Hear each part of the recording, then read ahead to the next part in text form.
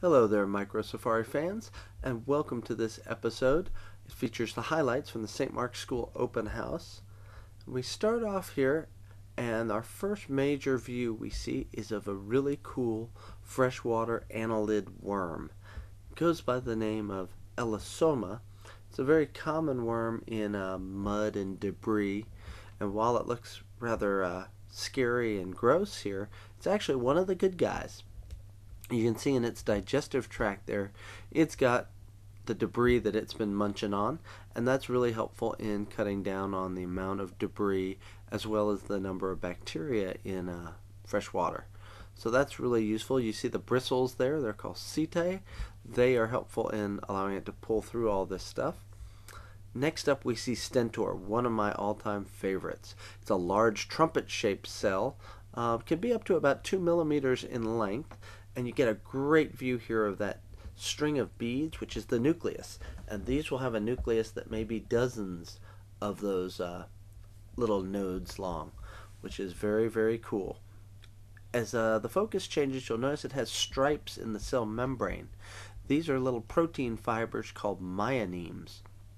They are really helpful in allowing the cell, which is so large, to be able to contract really, really rapidly. And if you look carefully up on the upper part, which is just out of view right now, you'll see the cilia, little hairs beating along, and that's how this thing feeds. It'll feed on bacteria, other single-celled creatures, whatever it can fit into its mouth, which we call a buccal funnel. Now here, this is a cool find we don't see very often in our pond, volvox, which is a round colonial organism. This one probably has about 512 cells. And as we look at it more closely, you'll see it in 3 dimensions quite clearly as I play with the focus. And each of these cells has a little flagella, a little whip-like tail that allows this thing to rotate slowly like a miniature globe. Volvox means in Latin to roll, and thus the similarity with the car name, Volvo. So very good to see this. Usually these are a little bit more active and a little bit more rolling along, as their name would suggest. This one was in fairly stagnant water here on the slide, but it was good. It gives us a great chance to see what's going on with it without it rolling away from us.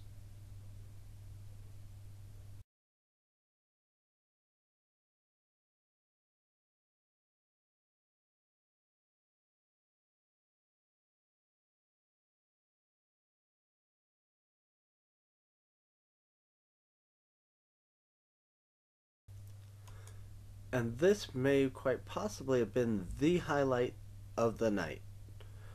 What we have here is a stentor, and as I zoom in and change the focus, you can see the nucleus very clearly, and very quickly we noticed it was behaving oddly.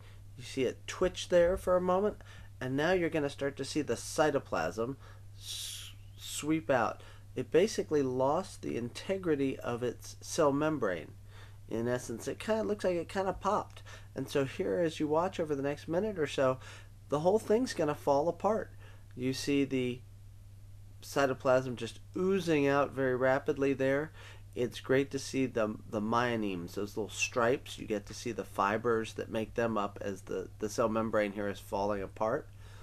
You can see, and this is interesting to me, how the nuclei, the chain of beads I've mentioned before, seems to stay together.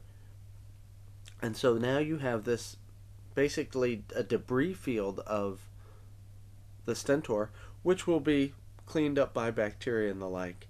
And so it will get recycled back into this particular little ecosystem.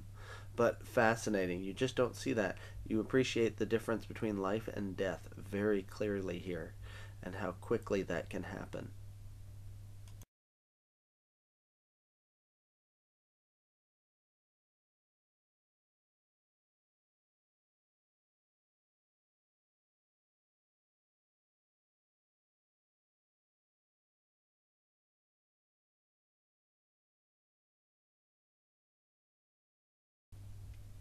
And next up here, this is a fun view we had of this stentor, and it's kind of stuck there, and the way it's rotating around is fabulous.